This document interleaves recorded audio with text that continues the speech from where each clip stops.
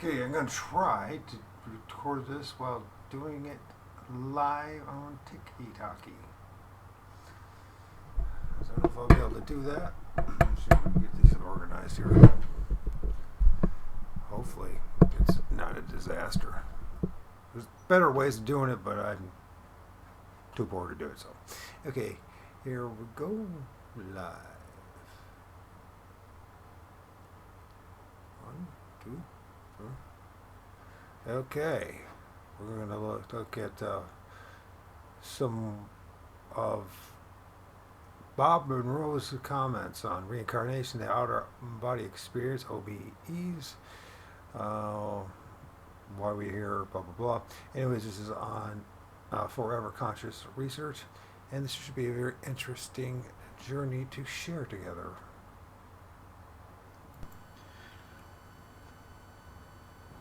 Bob, can you tell us briefly how you began in this field? How I began in this field? Well, I can give you a very specific answer. Okay. It was 32 years ago that I first got into this field. How did I get into this field? By accident. Sort of like the monkey who fell out of the tree. My company, which I had at the time, was involved up until 1956 in very extensive network radio programs, which means dramatic programs for radio nationwide and overseas. And in 1956 we had the choice of whether we converted all the way into television.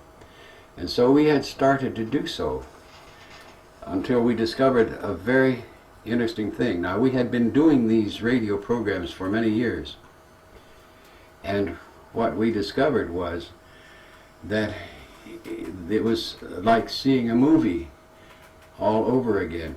It was this is where we came in, because we were taking exactly the same thing that we had done 8 to 10 years earlier and putting a picture to it. It was nothing more to us than radio with a picture. So we did not think that we wanted to go through this all over again. There must be something better to do than to go into television. And we had already 2 quiz shows in television and found that this was nice, but there must be something better. So as the head of the company, and knowing in American language we have something that says you pass the buck. The buck ends with the president of the company, the responsibility, as does the authority. So I decided we would try something else, and being very professional in sound, we naturally began to think of some way to use sound as a new means of a new direction for our company. And what we first came up with and started conducting and in our research and development division of our company was how to help people learn while they are asleep. Very interesting parable. All the way back in 1956 we started conducting studies how to do this. And the first problem was how to get people to sleep.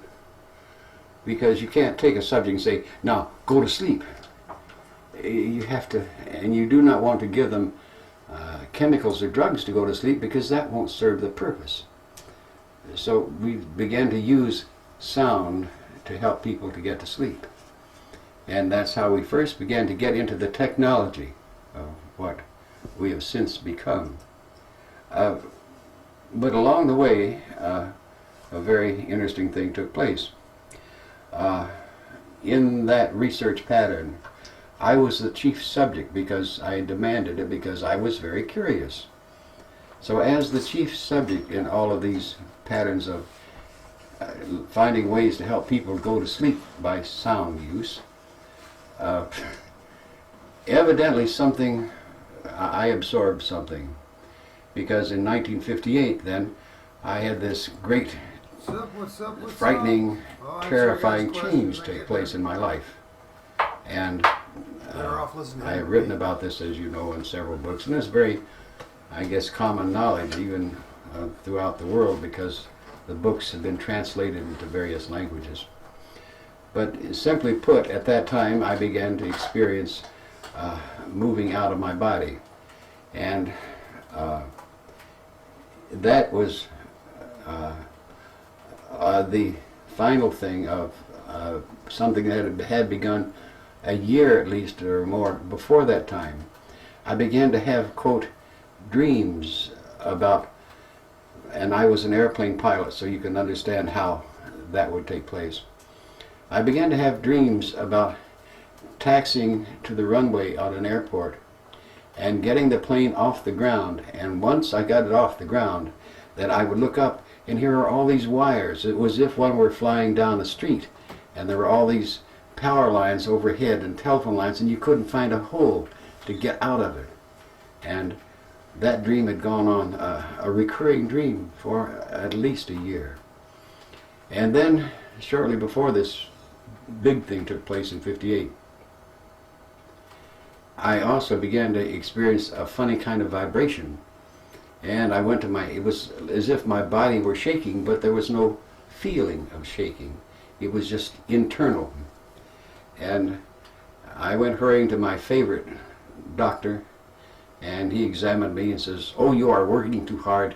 You are stress-filled. But there's nothing wrong with you. Go take a pill and relax or something." Well, not necessarily being a pill taker, that did not work too well.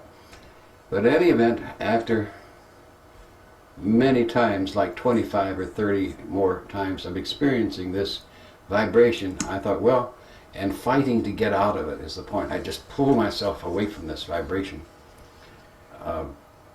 Okay, I think just in the interest of copyright, just got to drop in and say a few words there. And I think it's common, right? I mean, if you try going out of your body, those vibrations can be really intense and intimidating. Yeah, it's some people have this, and natural ability to experience OBs, and then you have, of course, the whole stigma that religions put on it, which usually they mistake sleep paralysis, which is what happens in the vibrational state, for something attached to their religions, and it's really just your consciousness phasing out of your body. Exactly. But you go into a panic mode usually, which stops it, or you get caught in the middle. And a lot of people have that negative experience. Yeah. Oh, yeah. So he said it framed him first, and then he kind of just he did actually what nowadays people are told to do: just relax, go with the vibration, don't fight it, don't panic, don't become afraid. Yeah, and he said, if it kills me, it kills me. Actually, I think he says that in a little while, but jumping ahead. All right, so we'll move along. The next step was, well, this will never get anywhere. I'm too frightened about it. If it's going to kill me, let it kill me. So, with that in mind, one particular afternoon when I was lying down, I said, all right, fine. The vibration came. If it's going to kill me, let it kill me. So I waited and waited and waited. And after a while, after about 5 minutes, it faded away. And I was still alive. So I thought, now I know it won't kill me. So I'm on safe ground. So after that, I began to simply let it happen and wait that 5 minutes so I could do something. And on this one famous night, as we're in 1958, I was lying in bed on a Friday night, waiting for this vibration to end so I could go to sleep. And as I was lying there thinking about what I was going to do the next day, while this vibration got through doing what it was supposed to do, I was thinking how nice Saturday morning was going to be, because we had what we call a cold front come through, and there would be strong northwest winds, and there would be great thermal action. So, being much into sailplanes and gliders at that time, the soaring was going to be tremendous. And as a result, this was my sense of great joy and anticipation as I was waiting for this vibration to end. And as I waited and waited, What's up, and guys? thought how nice this is going to be, Sorry being suddenly late. I felt My something bumping responses. against my shoulder. And that, of course, is part of the history when I discovered that what I was bumping against was the ceiling of my What's going on, bedroom. Sean? And that bumping Inward Jackson. turned around, and I did not know where I Smart. was till I saw this funny sort of a Kano. fountain coming out of what I thought was the floor. And I thought, where am I? This is a funny kind of dream. And I looked more closely, and I thought there's something terribly wrong. This is not a fountain, this is the chandelier, the light fixture coming out of the ceiling. So I looked around, and sure enough, down there in the bed below me was my wife lying in bed, and beside her was a man in bed. And I says, what kind of dream is this? This is a strange dream. Whom would I think of who would be in bed with my wife? And I said, I can't resist finding out. So I It was moved me. a little closer, and then this great shock came over me because the person in bed with my wife was me. And then Well, the you fright did. came, the terror. What am I doing? Am I dying? Let me get back quick, something. So I went through the air like this, swimming through the air to get back in the body, pang, and got back in the body. That was the first time that I, in turn, found out. And then very quickly I sat up and everything was quiet. What's up? My heart was racing because I was excited, but What's up, Lloyd? everything else was fine. My wife's asleep, Still there? quiet, nothing, no problem. So Lloyd's still here. That's cool. that is exactly how it Sean began, dropped all the out, way as he back in always does. 1958. Comes in, comes out.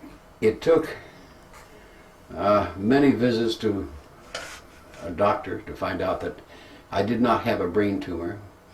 It took reassurances from a Are you still here, Sean? very well-known psychiatrist friend who said, I can certify that you're sane. Yeah. Yeah. Before I forget, Sure. so I've never had like a OBE like he has. You know, never had that. I think I've come close. I felt the vibration once, but I did discover something really weird that I was doing on a routine period every time I go to sleep. So I have of course I'm not aware of it, but when I sleep, I snore, and That sucks. the weird thing is that it's happened too many times now. If I'm snoring somewhere and somebody's in the room and they'll poke me or they'll go to wake me up to stop me from snoring if I'm taking a nap or something. And every time I'm awake,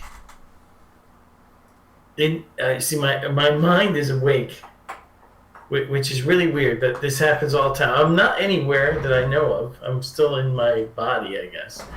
But I'm having thinking about something, and I'm having like an internal dialogue with myself, What's up, Maya? thinking about maybe How you doing, podcast I Maya? want to put together and how I'm going to organize it, whatever. It could be what I have to do tomorrow, Sure. all kinds of stuff.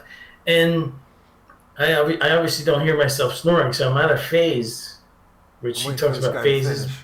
conscious phase, where you're tuned into. I'm not tuned into the physical world. Obviously, I'm still attached to my body, but I'm completely out of phase. And because I don't hear the snoring, I don't hear anything going on in the room. I only hear my own thoughts. I'm wide as far as I'm lucid, totally awake. And then somebody will tap my body or tap me on the shoulder to tell me I'm snoring. And I'm like, how could I be snoring? I was awake.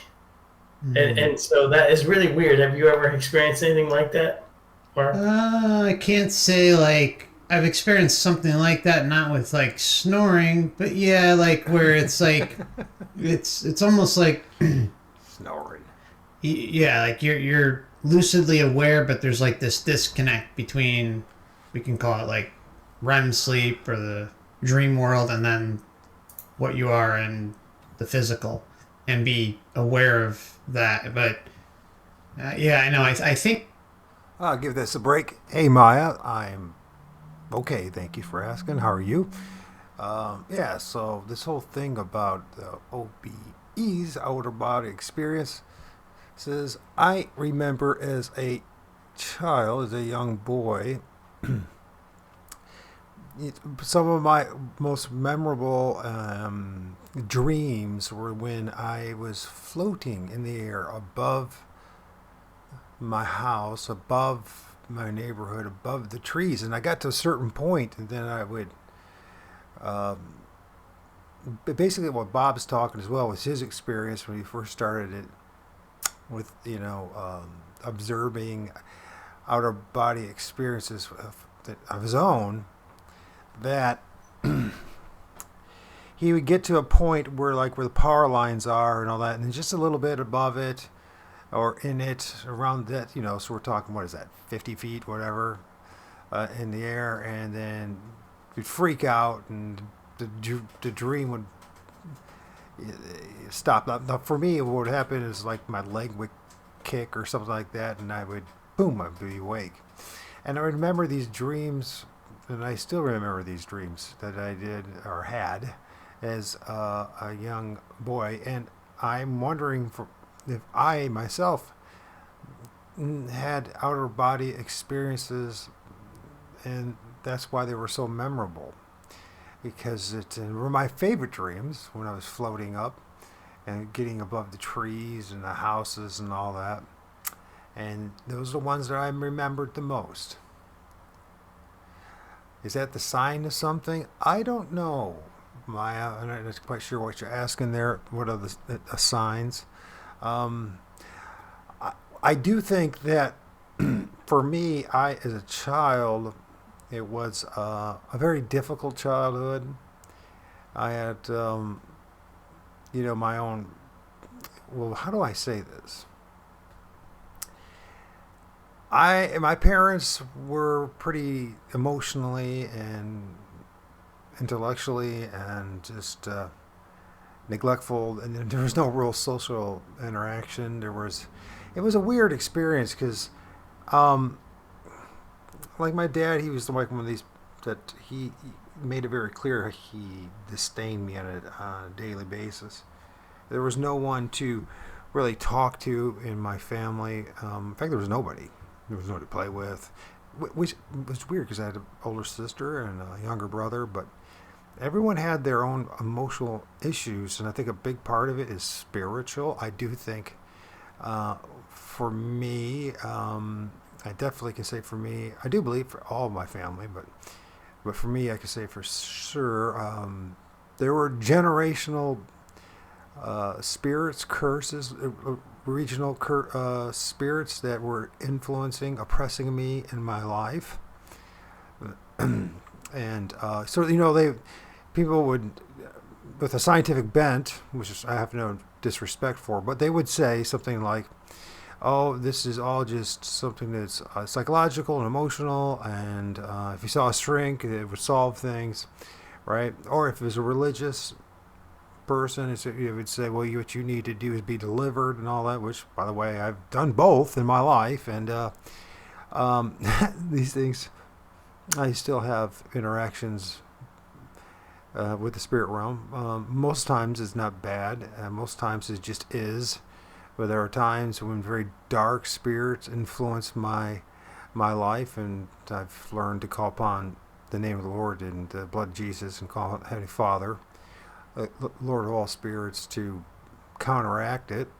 And of course that makes you feel kind of crazy, but anyways, and it might be maybe through all the things that I've gone through, and I do believe that my experience represents something that a large number of people experience, as far as emotional and psychological neglect and abuse. And I don't believe, when I look back at my parents, I think that they're just products of their own environment, the people that that they that attempted to raise them. My parents, my father and mother, met in a orphanage, in a children's home. That's what it was, a children's home. So I think it also acted as an orphanage as well, but and so they came from themselves pretty rough backgrounds, Alcoholism is part of it.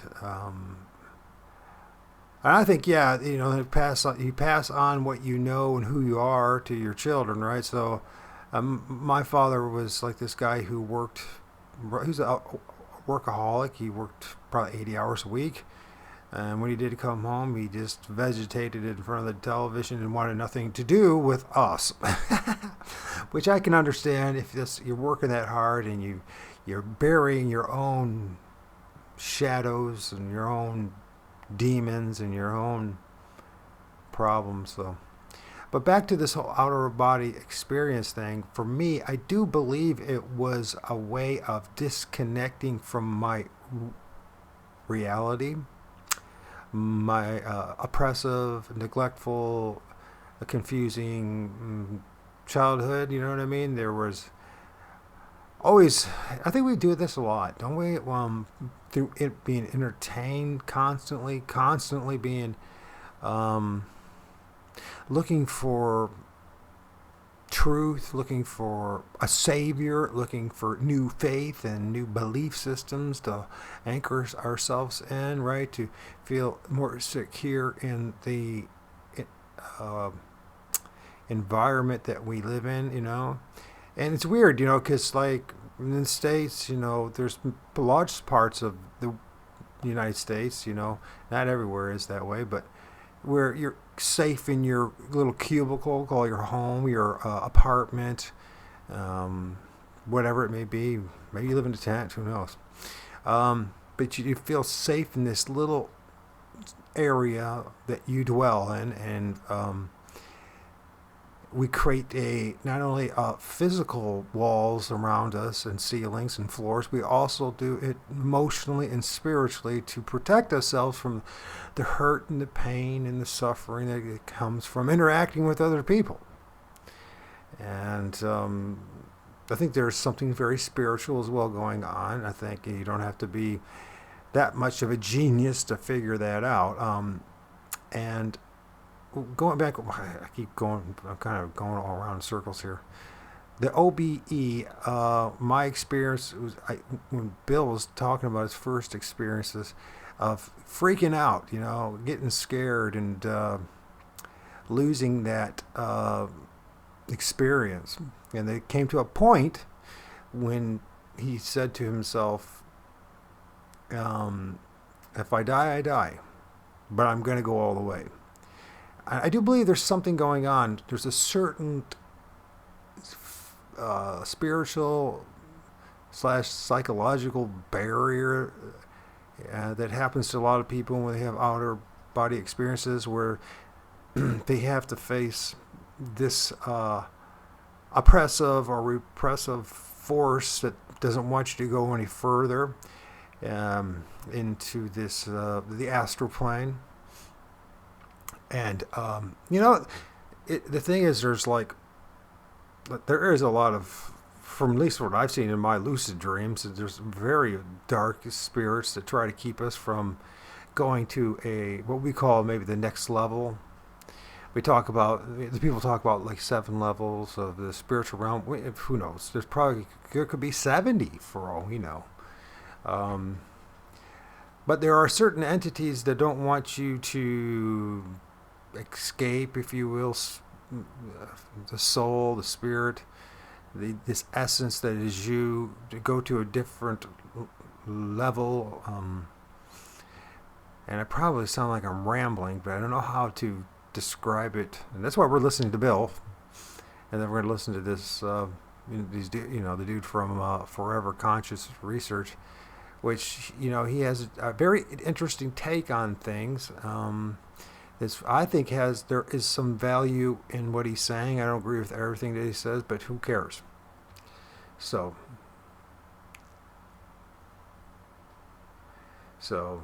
but let's see. And that one's probably my talking has drove everyone away, except for faithful Maya. So, thank you. And by the way, thank you for being part of. The name of this channel that we're listening to is Forever Conscious Research. If you look at you probably can't even see it, but it's at the very bottom there on the left corner, as always.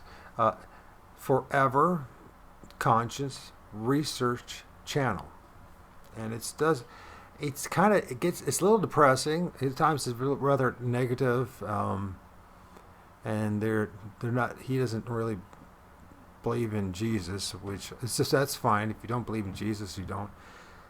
I understand. I believe in Jesus because of my own personal experiences and spiritual warfare, and I know that the name and the blood of Jesus they recognize, and so it would be foolish of me not to. I'm not talking about religion now. I'm talking about the spiritual reality that I have, and it's not a belief system.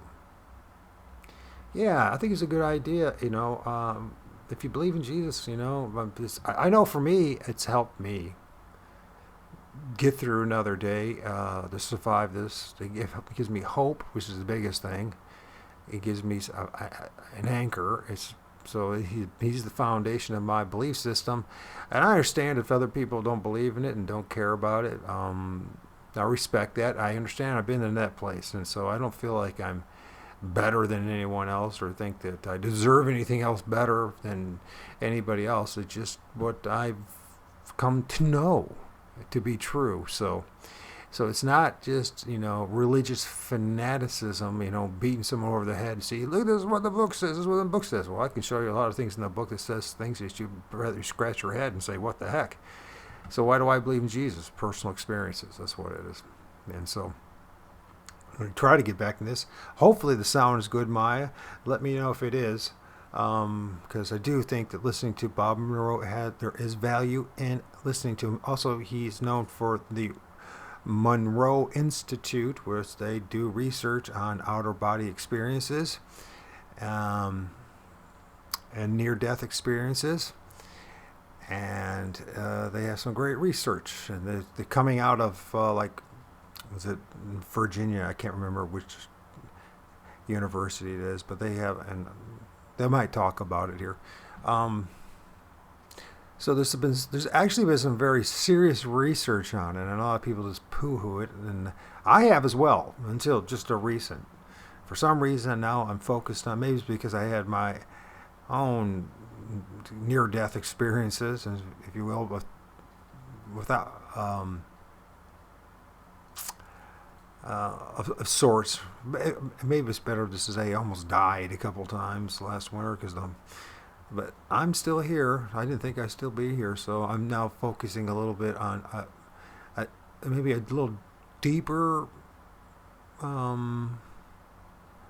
more meaningful message than just beating people over the head about Jesus and about the Bible. Not saying that I don't value Jesus. I just know that I can't force it on anybody. This is something you just has between you and God. That's all I can say. And I understand if you don't believe. So anyway, I'm shut up now, and I'm going to listen to Bob when the guy's here. I think a lot of it boils down to like the level of lucidity. It's like, I think we're like teetering in between both.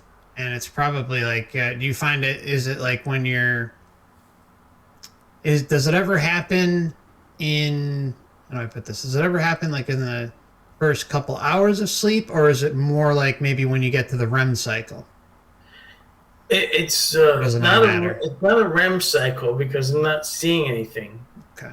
I'm just experiencing my thoughts completely lucid, awake. As far as I'm concerned, it's almost like how you when you lay down and go take a nap or something, but you're still awake. You haven't fallen asleep yet, and you might be thinking about something, and then you drift off into sleep.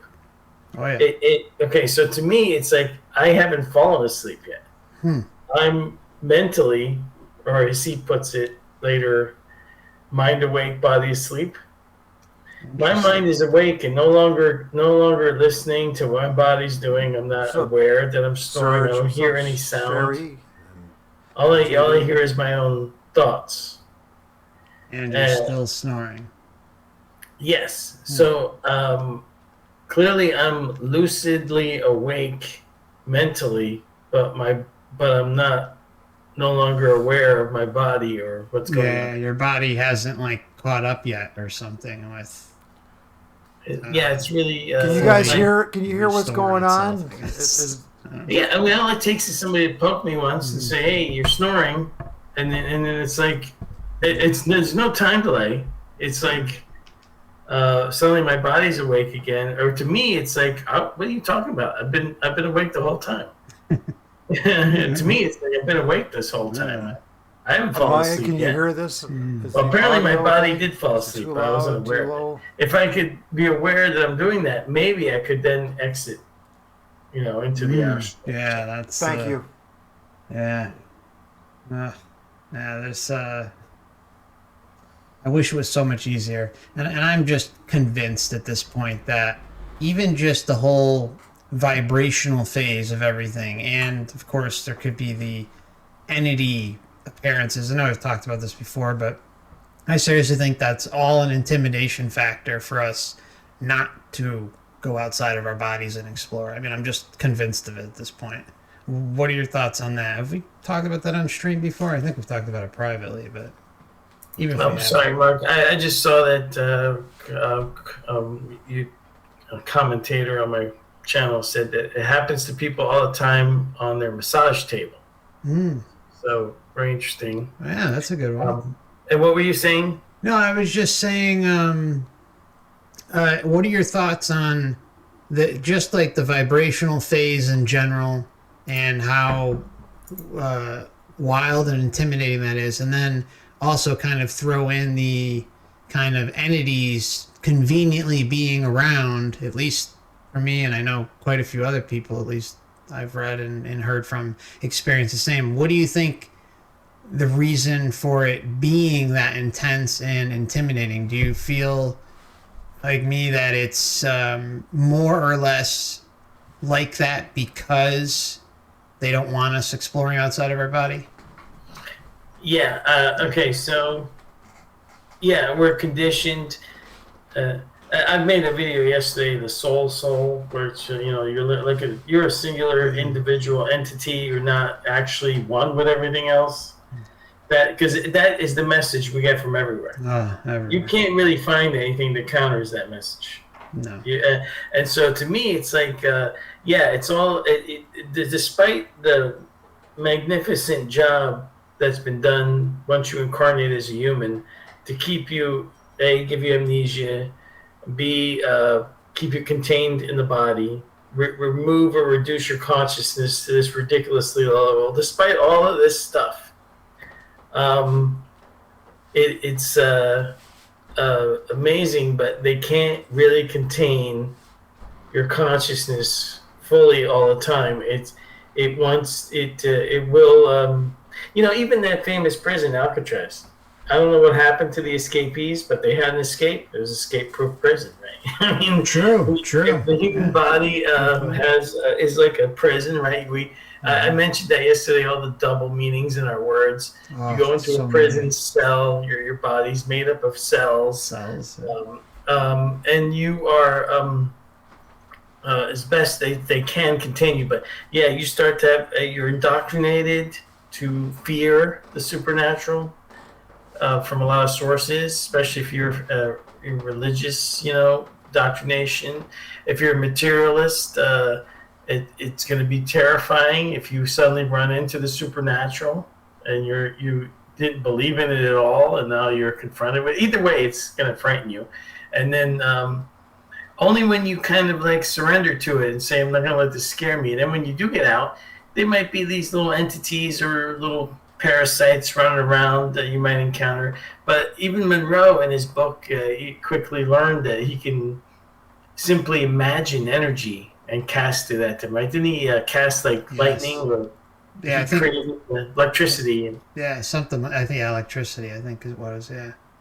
Yeah, so our consciousness is so powerful that you can, once it gets freed from the physical plane, you can start to just think of something and it becomes it generates, and some of these things may even be created by you because you're afraid, and you start generating little thought forms.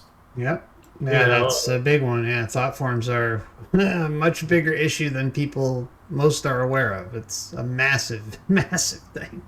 Yeah, and then you can simultaneously dispatch them. Yes. Because once you realize that, you're in control, which he talks about. He does. He does. But Yeah. later, as we'll get into this, Yeah. that you're always in control.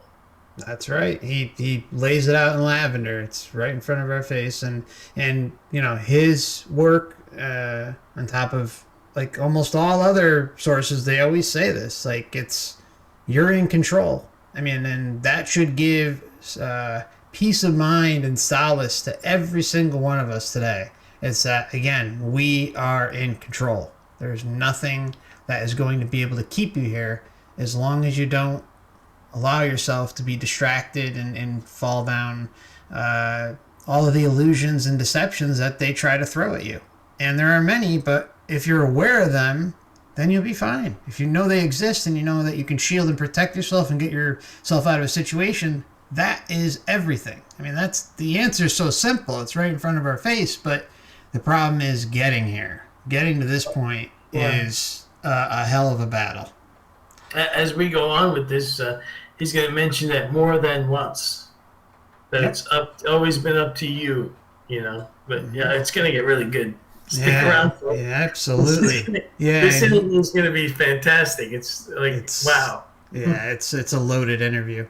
Yeah. And what was the other thing I was thinking that he meant? I forgot. Who cares? All right, let's continue. Go on. Bob, I said, well, what's the matter with me? And what's this thing that's happening to me? And he said, well, I think that you are doing what is known as conscious dreaming. And I looked at him and I said, what's conscious dreaming? He says, I don't know, I just made it up. And I said, thank you. And I then got together with my psychologist friend and I said, Brad, what do I do about this thing? He says, oh, that's easy. I says, what? He says, they do it in India all the time. They know all about it in India. And I said, well, what should I do then?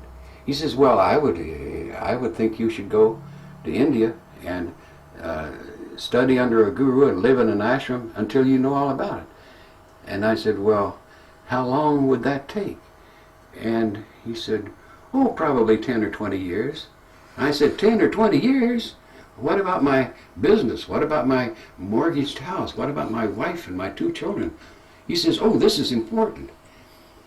And I looked at him very hard in the face and I said, Brad, if this were you, what would you do? And he looked at me with his eyes. He says, Robert, he says, it's not happening to me, it's happening to you. And he waved goodbye. So that was the response of that beginning. And being of a stubborn variety, and knowing that I did not have a brain tumor, knowing that physically I was all right, and the 2 people that I trusted most in the mental health field knew me so well that they said, oh, you have no mental problem. What does one do?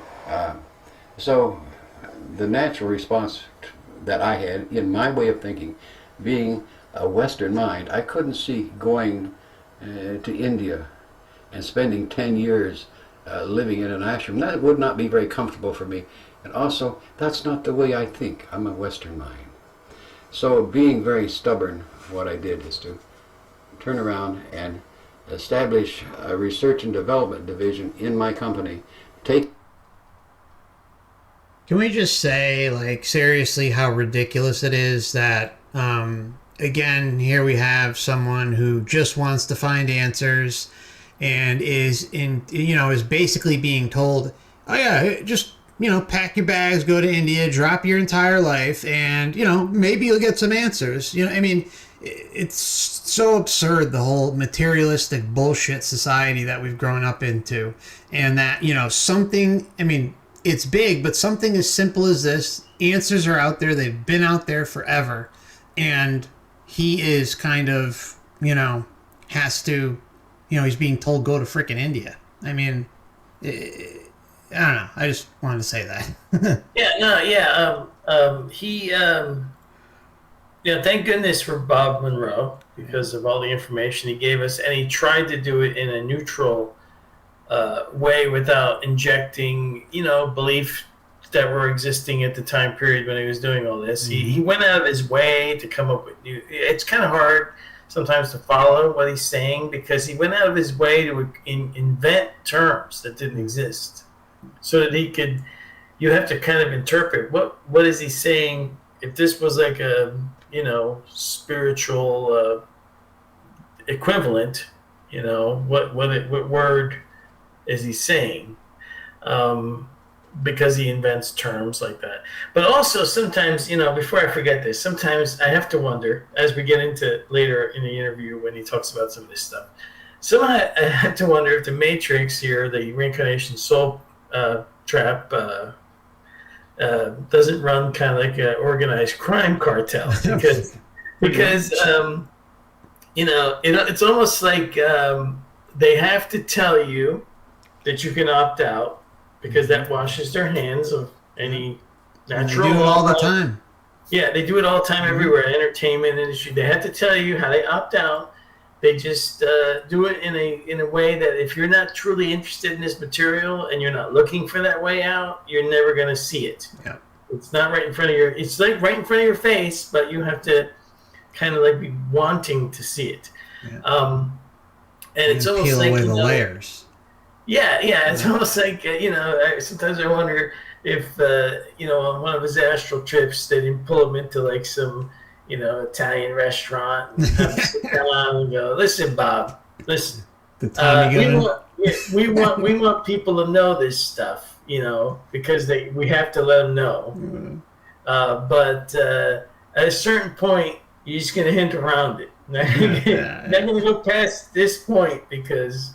Because he tells you the whole loose story, and then he kind of like whitewashes it. Backtracks the whole thing. Backtracks. Walks it back in one way or another, and it's like, wow, It's unbelievable. So, yeah. Okay, so I'm glad we were able to talk about that. Okay.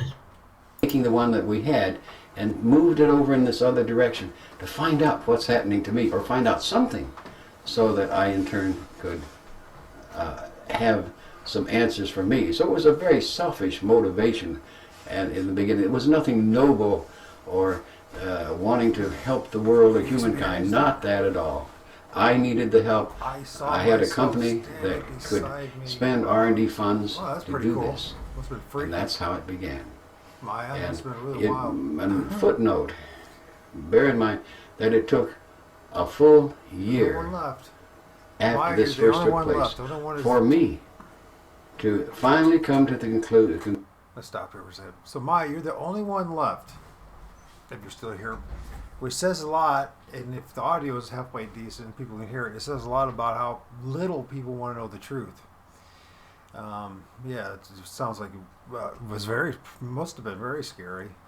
But it's part of life, it's part of our existence, and so I guess my attitude at this point is as we grow and mature in our faith and in Christ and put our trust in Him, that we're protected, even if our soul disconnects from the meat suit that we're in for a moment, and maybe it's what was a scary thing. I know for me a lot of times, but it was a very scary thing turned out to be a blessing in disguise, because it revealed deeper truths about myself and my reality. So maybe that's the way to try to approach it, is not to be so afraid of it, but to say, okay, that's part of it's real, it's part of my existence, and next time if it happens, I'm going to fight the fear and the fright and embrace what is happening. I know that sounds kind of, I don't want to sound new agey at all, because it's not what it's about. I think it's just about accepting our existence.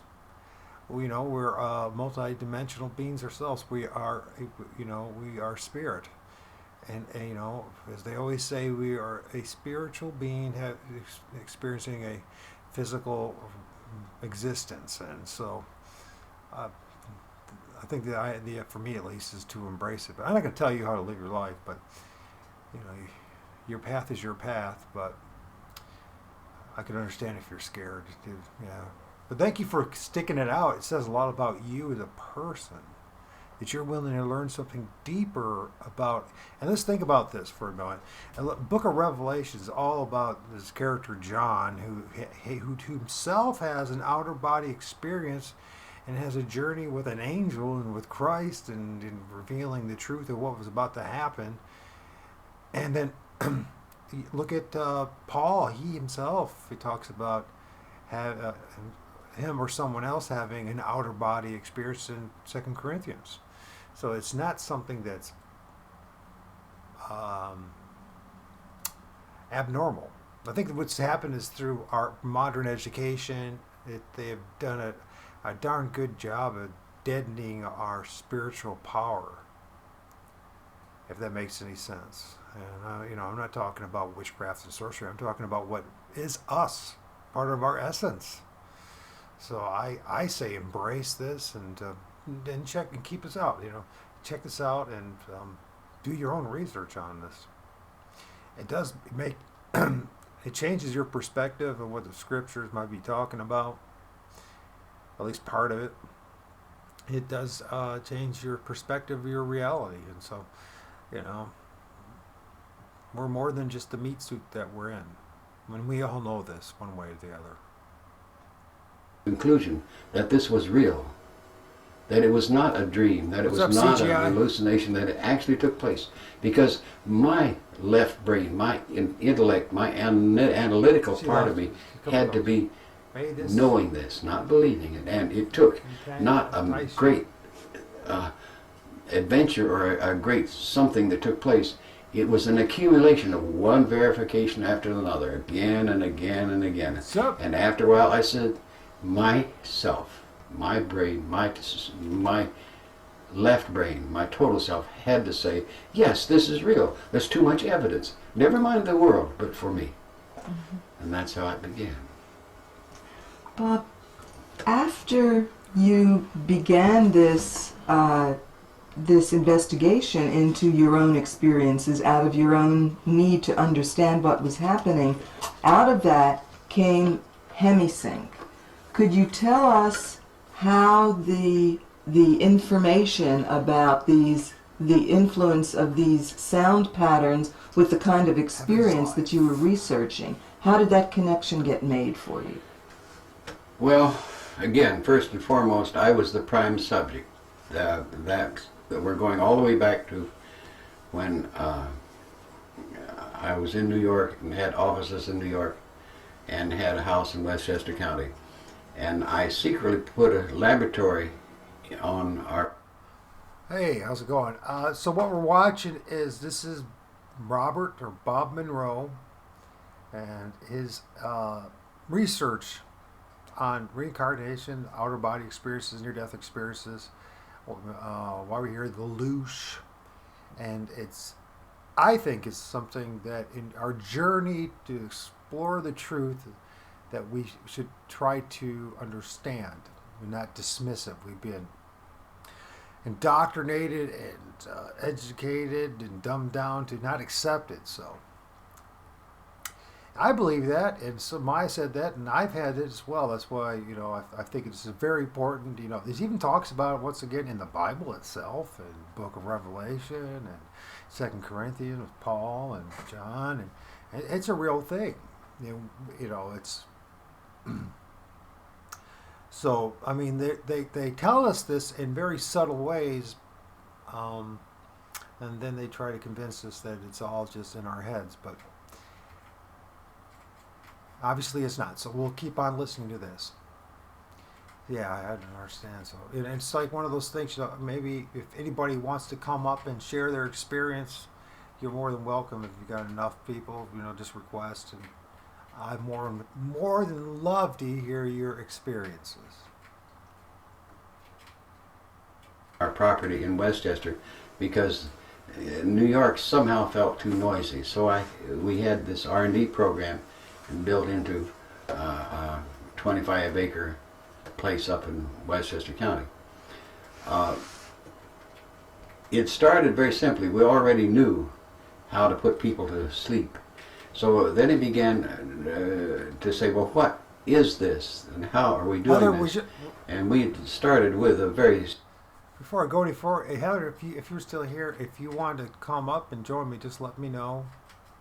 And you can share your experiences again. I know that you shared a bit of it with me, but I do believe this is very much part of our spiritual journey.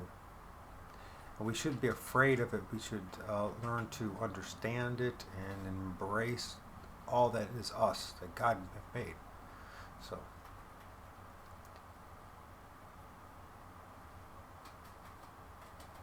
Yeah, please listen. I think you'll get a lot. Bob Monroe was a very interesting man. Sound scientific base of using sine waves that replicated the brain waves in the human mind, the human brain, to in turn induce this sleep. Well, it didn't take much more pattern What's up, Savannah? searching to determine that if we adjusted those into areas that we had not looked at before, we would begin to find something else. And sure enough, we did. And it was all the way back there in 1960 that we first began to use what we have called in recent years frequency following response. And that's where that's different from hemisync. It's different from a binaural beat type.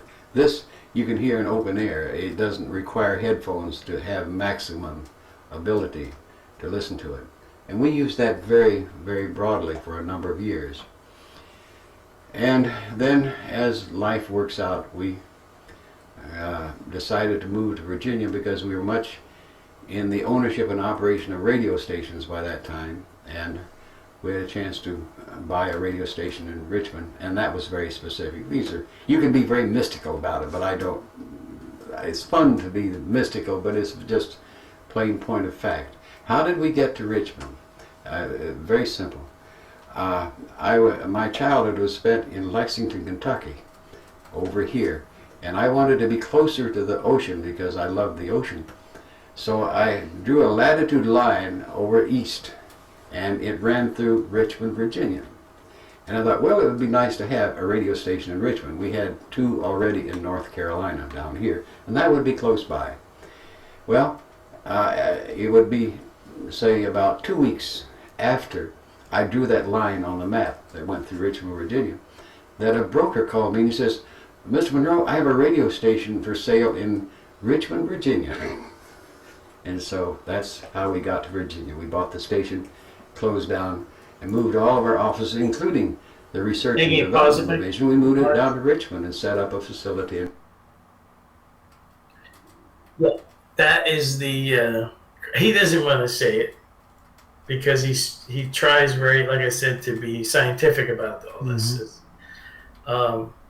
But that's synchronicity right there. That's matrix synchronicity, right? He picks a spot, and then of course, like Dean Radin when he opened up an office to do research into that's paranormal. Crazy story. And then, the office behind his rental space has the exact equipment he needs with people that he can work with. And it's like he moved in next door. Some matrix scripting right there, if I ever heard it. Yeah, just okay. I just wanted to say that. Yeah, no, I think that's good. I also wanted to be just really quickly. Robert left a question on your channel, and just so everyone knows, and Dan, you can take a look at this too. YouTube has a new feature where you can. If you're in that studio area where you have the chat, remember I showed you where the go live button, that area? Where you see top chat or live chat, I always have live chat active, but there's all the way at the bottom, there's a plus sign, and you can do a start Q&A, and what it does is it funnels in the questions. Right, so then everything's kind of organized. So I don't know if you want to do that on your channel, and then we can kind of combine them. Or go back and forth after we go over the whole video. All right, so I just switched it to live chat. Okay, and then scroll all the way down. We see where the 200 characters is and says say something. All the way, and then there's like a plus button. Yeah. Yeah. Okay. So yeah, that's it. So yeah, just type in a little message there, and it'll activate. And if people want to ask questions, they can leave them there. So that So way, Robert could put his question there for you. I clicked I clicked start a Q&A. Is that right? Yeah, that's it. Yeah, and then just type a. So those of you that are still around, I have a YouTube channel called Old Religion Dystopia 2. You got to put it number 2 behind it because the first one was taken down in January 6th of last year, along with thousands of other channels. They went after very small channels. And most people don't realize that. So I had like 4,000 followers. I had some faithful followers, and I was exposing what was going on the past couple of years and warning people. Anyways, doesn't matter. That's what happens. What happens. So, but I've been very heavily censored, so I can't even get to like 300 followers. But it doesn't matter. You go over there if you would. I have some videos of interest that I posted recently. Like last night, I posted one. It's very interesting, in which there's a guy that manifests. He really has entities in him, and he doesn't want anything to do with Jesus, and he doesn't want anything to do with Christian, to the church, or anything like that. And I think that would help him if he would do that. But that's my opinion, for what it's worth. But just it's definitely worth going and watching.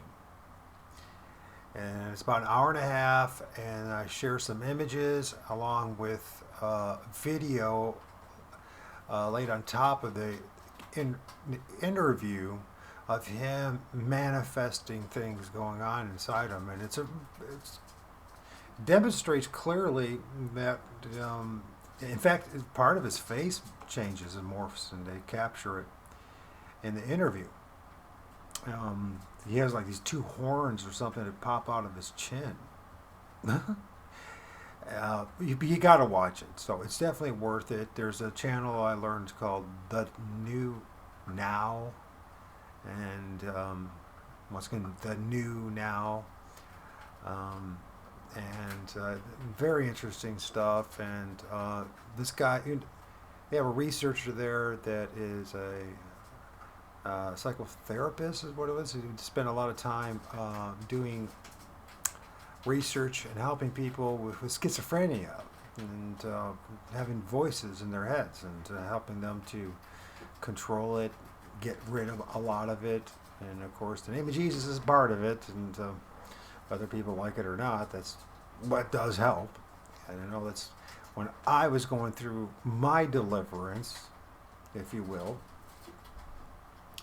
I had to call upon the name of Jesus and Heavenly Father and surrender myself to it. And I know people don't like to hear that. They all think it's being religious, but you don't have to be religious to do any of this. You just have to just submit and allow them to help. So anyways, my channel is Old Religion Dystopia 2. I strongly suggest you go there because there's images and things that you're going to learn that you're never going to learn anywhere else. I know this, because I spend an enormous amount of time researching many different topics to try to understand the world that we live in. And my motivation for doing that is I ended up having a son that was now 11 and a half, and I'm like, geez, like 11 years ago, I'm like, I don't know anything. What I did know is I knew how to work. I knew how to obsess and make love to a beautiful woman. I knew how to play music. I knew how to do my art. I knew how to be self-centered, but I had no idea what this world was really about. And I knew I had a responsibility in figuring out what's going on so that I could give my son honest, or is the best that I could or can in my ability to share the truth as I understand it. And not to lie to my son, not to make up stuff, not to force things on my son that I have no idea what I'm doing, but I think I do. And so I have had to do, it's just been a decade of basically living like a celibate hermit dedicated to focusing on God, the truth, and giving my son some of those nuggets of truth so that he would have a better start in life than I had. So anyways, I'm going to shut up with that. Once again, my channel's Old Religion Dystopia 2. I don't get any money off it. I don't get any fame off it. But I do try to send people to very interesting and useful channels. I do have a BitChute channel, but I haven't done anything with it. I think after dealing with the convoy, freedom convoy thing up there in Canada, I was so burned out with trying to warn people of what's going on. I just needed a break, and so I have spent this past year just kind of just studying the scriptures and studying textual criticism, mysticism, historicism, different perspectives. And I spent a lot of time listening to other people on BitChute channels, and I really don't like a lot of it, to be honest with you. But anyways, if you like this, that's cool. If you don't, I understand as well. So anyways, there's only like 3 of us left, so and that's the way it always goes. Yeah, that'd be great, Maya. Thank you. And then comment, and if there are certain things you want me to check out, and research, you can always let me know. And if you think there's something of value that I can learn from or share that with other people, please do. I'm always up for a new nugget of truth. And sometimes the truth is something that's very difficult to swallow. And you will get a lot of rejection and oppression by other people because they don't understand it, or they can't accept it, or they've already formulated an opinion with their biases. And so it's a very difficult journey to pursue the truth, to come out of Plato's cave, to become the essence, the being that God actually created you to be, because you're more than the meat suit that you're in. And I can guarantee you, being 55 years old myself and being over half a century, I used to be a good-looking dude, and that's like everyone always says, that's all going to go away, and the material things and the physical things will all go away. Even those who have seemingly everything, it's all going to go away as we depart this realm and go back into the spiritual realm. So I guess it comes down to is, where do we want to end up for eternity, right? Where do we want to go next in our journey? Do we want to stay stuck in some matrix, or some reincarnation soul trap loop matrix? Whatever, it could be all BS what I just said there. But the thing is, we don't know, right? And the only way we're going to know is somewhere across the other side. And I think we do have a responsibility to ourselves, our own essence, to prepare for the other side, where we're going to be for all eternity, right? And we do have a part in all this. I know that there's a lot of people, brothers and sisters who are called Christians, who say that we don't have a part in it, and in a lot of ways there is predeterminism, but there is a chunk of us that does have free will, and we have to go inward for most of that. Once we realize how limited that is outwardly, it will manifest outwardly in other ways, but a lot of times the world and the spirit realm will push back at you for actually pursuing the truth. It's a fascinating journey, very frustrating, that's an understatement, but it's not easy. But it's all where we want to go. We can hide in our entertainment. We can hide in the matrix that's been prepared for us, and in the internet, the World Wide Web, or we can try to break free. And I do believe, just as the analogy of being able to move a mountain, as Christ talks about, that we can do that as well, spiritually in our own essence, to break free. There is mountains, if you will, symbolically, uh, that are put in our way to keep us from being who we really are. And so let's figure it out together, huh? Message, leave your questions in here or something. We'll try to get to as many as possible. All right. Well, Dan's doing that. We'll move along with the video. It is, but In Richmond, Virginia. here's the thing: if you're still And there, that's Heather, it is simple, isn't it? But the clutter, the noise, all the information, we have to like literally learn about it and break free from it. It's a bizarre thing, you know what I mean? You learn all this stuff, and then you realize that life, the truth of life and its meaning is very simple. But staying on that straight and narrow path—that's the challenge. That's why I believe we need Christ. And each and every one of us has our own unique path. And that's one of the things that organized religion misunderstands or doesn't support enough, doesn't allow people to be who God made them to be while having faith in Christ and going getting the most out of this journey and become the entities, the spirits, the essence, the beings that we really are. Because we're more than, I believe we're all more than we realize, and a lot of it is this matrix of noise. Maybe I'm contributing right now to that noise, so I'm going to shut up and you guys can listen to Bill. Bill's awesome. At least he was. That's how we got to Virginia. It was nothing magical and mystical, and you could say, oh, look at what happened. You drew the line and then this magic took place.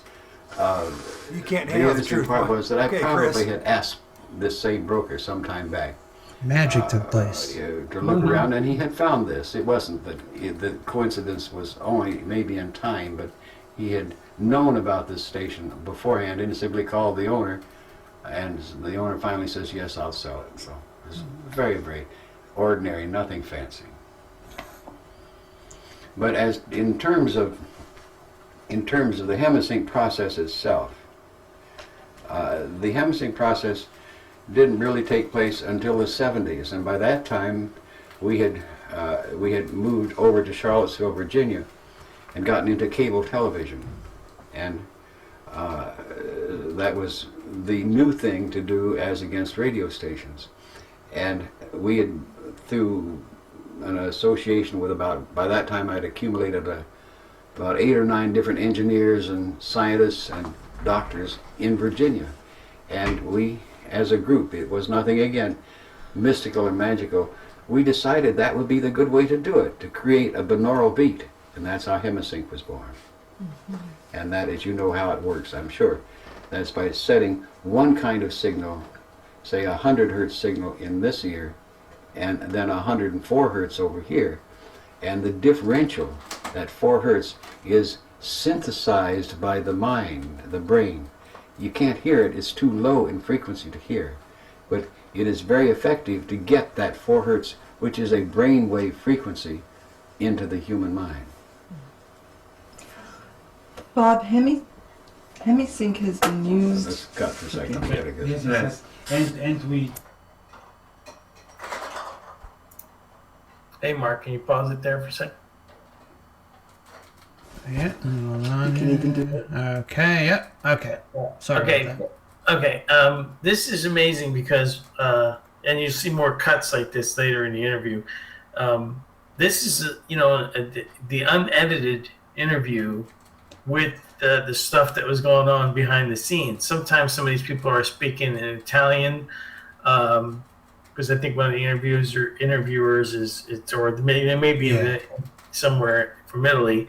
So I can actually understand them sometimes when they speak, if they're speaking clearly enough. His name, one of the names is Guido. Guido, I yeah. swear to God. I mean, Guido Ferrari. I mean, come on. And, Anyways, yeah. go ahead. and the other thing was Monroe is a great gift of everything because he never wanted to connect this to. I think he understood that this was all what we consider supernatural, But I think in some way what he was saying was it's only it's only supernatural because we're disconnected from it. Exactly. Exactly. Because There's we nothing are supernatural about it. no, It's just we're supernatural, yeah. trapped in and removed from the supernatural as best as they can remove us from. Yeah.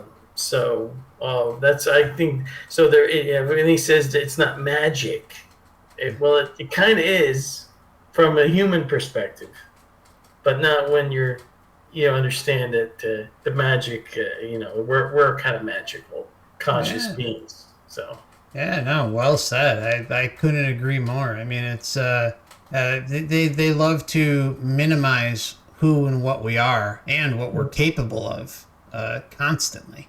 You know, Yep. like one of the like cringiest things, like when I look back at it, is like learning in school, like, oh, you're just a speck of sand on the beach. You know, you're just a little piece of shit sitting there. You're nothing. You know, they love to minimize what we're capable of because, you know, it's just veil after veil after veil. And then, like, we're indoctrinated the whole time. And it's like, it strips us away of who and what we are. And then, of course, there's the whole, just the body in general. Anyways, we can rant Yeah, forever about that. it's the same psychology as an abusive relationship.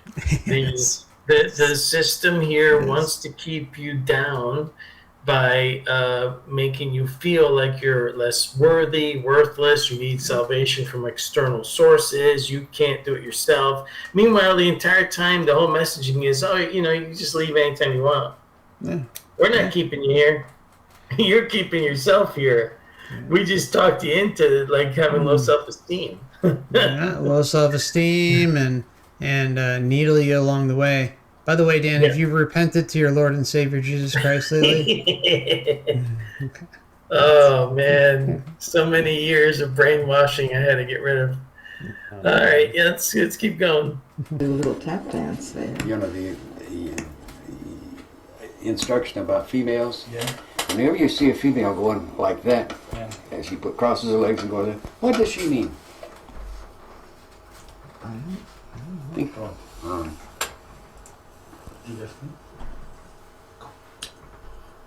Bob, what is the usefulness of hemisync in exploring different states of consciousness?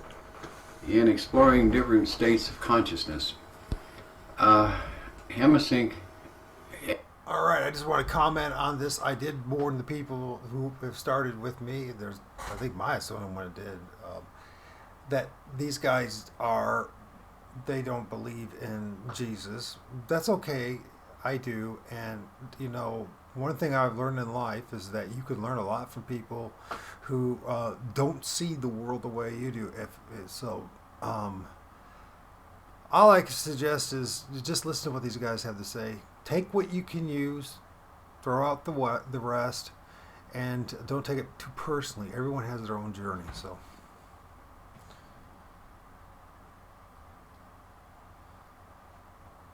First of all, is tremendously valuable for one reason, and that is that it's not like a drug, it's not like a chemical.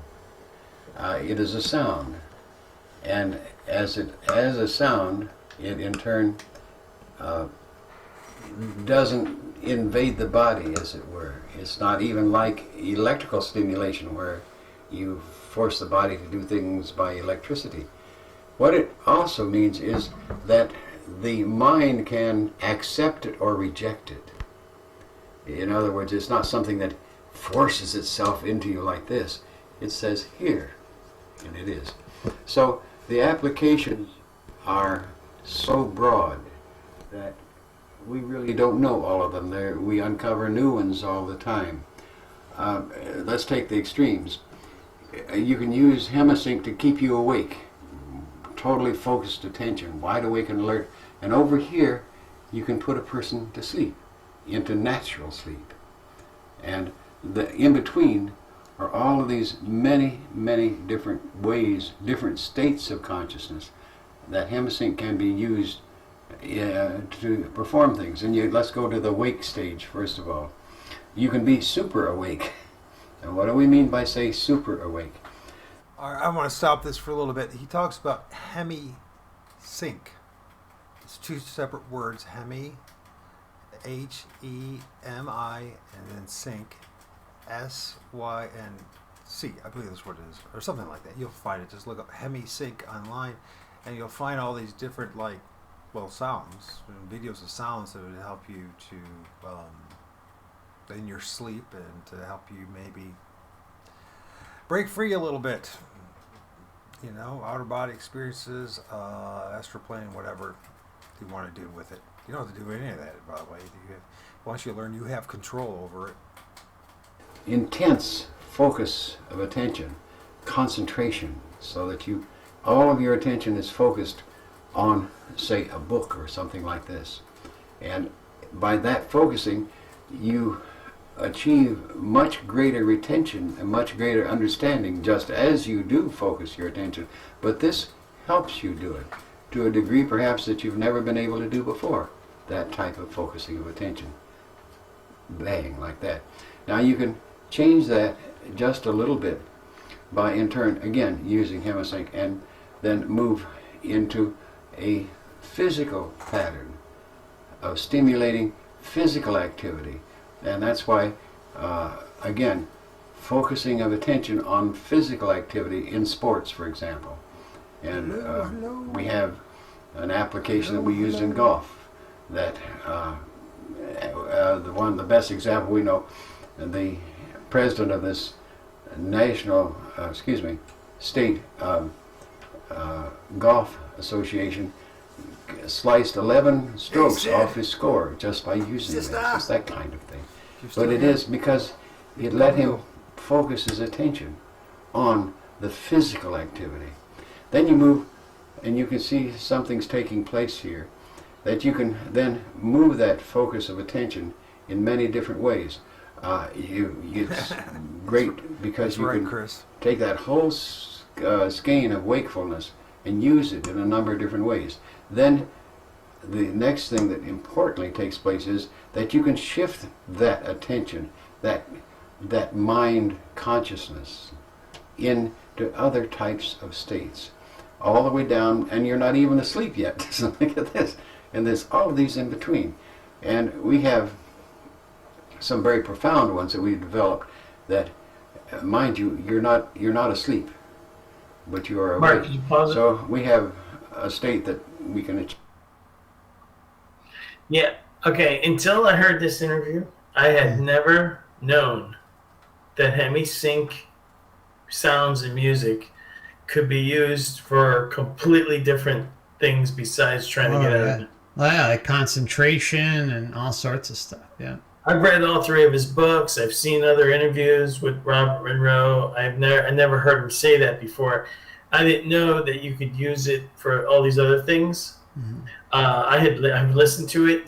Matter of fact, you can find his original Gateway program still on YouTube and playlist, because the Monroe Institute today isn't the same as so corrupted. It's not even funny. Yeah. So who knows? But the original with his voice. Mm-hmm. And the sounds, when it starts off, you should be hearing me in your right ear. Yeah, if you're not listening to me in your right ear, turn your headphones around. Look around. Yeah. The whole science behind it, connecting your 2 separate hemispheres so that they kind of merge together, is fascinating. But I didn't know you could use it to be super awake. There's all sorts of ones. I mean, I have a whole folder that talk about like that. It's all sorts of things. Like, one of the ones I found most helpful, and it was on YouTube, I think, until recently, was there's a concentration one, but there's all sorts of different things. Like, even William Bielman did I always think Bowman, but I think it's Bielman. Anyways, he's got obviously those great books about OBEs, but he even did a Monroe series to try and tap into your past lives, and it worked for me. There's all sorts of different things that they've put in there. I think it's all about, what the script is that they're putting out there, if any. I mean, the concentration one, I don't think had any words Yeah, no, that's one that it's just pure tones. But yeah, I mean, it's there's a lot out there from them, and it's just kind of a matter of if you're willing to listen to them and give them a shot and take the time to go through it. Yeah, I mean, you see all these different YouTube channels out there with music in different hertz, and they claim, this is the music for studying, this is the music for release See your you, magical Maya. Thank you powers. for joining us, You Maya. know, The Lionsgate portal. right. I mean, the only one I know for sure that was researched is his original Gateway program. Yes. And you can hear it when you're playing it, that there's like two sounds, and then there's like this sort of like third sound that your brain hears because the two different hertz together create like a third noise in the background. Yeah, like one that can't even. It's because It's of not them. coming- No, yeah, it's not It's even not coming from the frequency. music. It's Yeah. coming from your own mind. Yeah. It's Crazy to think about, Yeah. isn't that? That is so Yeah. insane. Yeah, and then so that's the one I've listened to occasionally, but he seems to imply here that you kind of like the music it will react, the sound, this time he syncs sound is reacting to you, like you're controlling what it does to you. You're in control. Intention, yeah. Yeah. So for some reason, it's not helped me go out of body, but that could be because I'm doing something, or some part of me. Distraction. Yeah, I don't know. Could be like my what do you call it? He mentions it later. He doesn't want to call it an oversoul.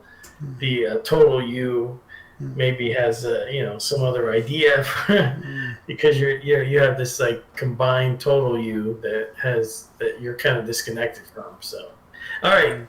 I do have to take a quick break. Oh, sure. Yeah. We'll take a 5-minute break. We're going over an hour anyway. So, all right. So we'll be right back. Hang in there, my friends. And thanks, Stan. We'll see you in about 5 minutes. Thanks, everybody. Thanks, Chris. Thanks for the roads, dude. Let's skip that. Yeah. Okay, just as a reminder before we continue, this channel is for educational purposes only. Okay, Dan, what did you want to say? Well, thanks everybody for tuning in. I hope you find all this really interesting as we found it. And, this Monroe thing is really fascinating to me. All right, let's keep going. Oh yeah, there's the guts of it is coming up. Yeah, good stuff. Yep. Okay, so let's move along. Achieved by Hemsing that let your mind be awake and your body asleep. Now that means that the characteristics of your body, your physical body, are asleep. And this makes a very, very great discovery available to you. And that is that you don't need all that physical sensory input of your 5 senses to be awake, to be able to think, to be conscious. And that's a great, great discovery, because we always think we have to have all this physical sensory input in order to think. We don't need it.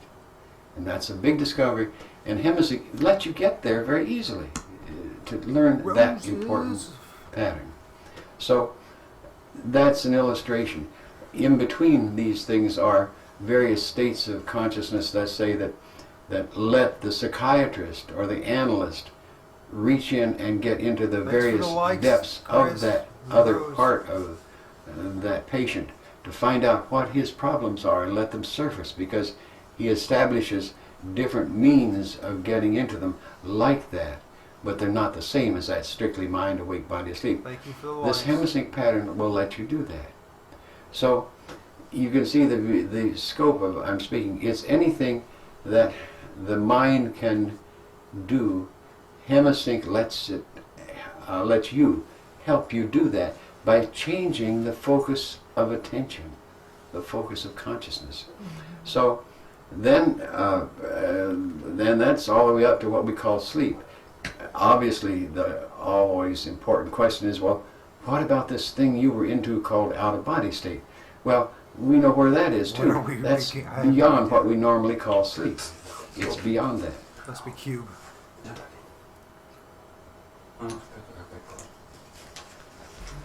Ah, aqui. Não, já acabei de. Got a problem? Did I kick it? No. Si sale el micrófono se suena. No.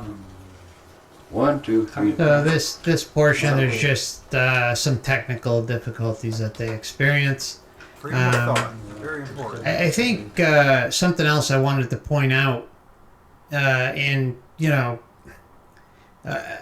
think it's important to say this because I've heard this from multiple people. Can't prove it, and Dan, I'm not sure if you've heard of it, but The carnal mind, I've heard that our good friends at Intelligence, and I mean, it to me, it's clear that the Monroe Institute was infiltrated. I mean, it seems very obvious. At least I don't know if it started that way. Perhaps it did. Who knows? But from what I've heard, some people say that if you can get yourself, if you get a hand on some of the original Hemisync tapes, they're a little different than what is out there today. I have not been able to confirm that, but have you heard that at all? It wouldn't surprise me. The gateway thing that's posted on YouTube literally says it's a CIA tape Yeah. set because it's not a secret. It's No, that's declassified. right there. Yep. The It's gateway declassified. gateway It's not- experience. Yeah, gateway experience. Papers. Is not, they and obviously, everything I find every single company that comes out of Virginia is suspect. Yeah, exactly. I mean, just the fact that it's out of Virginia is, yeah. I mean, you could say, oh, it's just coincidence, this, that, but why are so many of these things that pop up so close to like Langley or where? I don't remember where. What are they near? I don't remember where they're from, but near Richmond or something, right? Richmond, yeah, it's Yeah. close enough though. Yeah. It's just it could have had. They may have a different frequency or hertz. Some of the newer tapes. I don't That's know. what I'm wondering. Yeah, I mean, I'd love to be able to get my hands on some of the original ones and convert them to digital and, compare what's out there now to what was originally there. But good luck. Yeah, there was the Gateway Experience on SoundCloud for a while, and then it disappeared. Now I found a version on YouTube, an entire playlist from Focus One all the way to Out of Body State and stuff like that. It seems legit. I mean, you can hear Monroe's voice. It's definitely his Absolutely. tapes. They could have been altered in the quality of sound. Mhm. Could have been altered. I Yeah, don't know. and I mean, the other thing, I got to say, like, personally, I've had success with them. I mean, so I know other people have had success with them, so to me, they worked. As far as consistency goes, that's a whole nother beast entirely, but they did help, and I did achieve an OBE from it.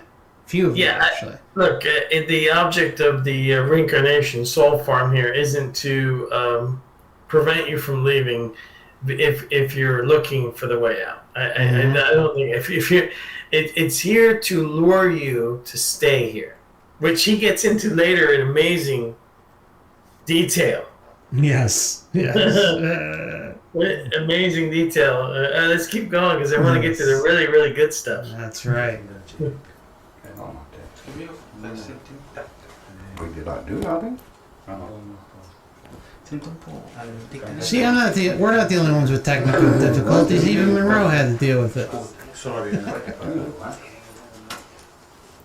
Yeah, that's true. Yeah, Très bien, oui. it's a forever thing. Il doit répéter la phrase. Isbies are Can you pick up interfering. just before where you Yes, left off, yes. back up a little bit? Yes. So you see, one of the things that begins to emerge here is Chris, you talk about website. I'm not sure which one you want. The YouTube channel is Forever Conscious Research channel, and of course they don't believe in Jesus, but that's their business. I believe in Jesus. I believe Jesus is the way out of this soul trap matrix, but that doesn't matter. They have a lot of good information if we look past our biases and our judgments. So that's the name of the YouTube channel. Then there's the Monroe Institute. You can look that up. There's a website called that. There's then I'll talk about hemisync. These are different sounds that you can help you to focus. Say when you're doing your studies or research, prayer. Believe it or not, there's just check it out, see if it works for you or not. But yeah. And you know as well as that I believe in Jesus, but that's okay.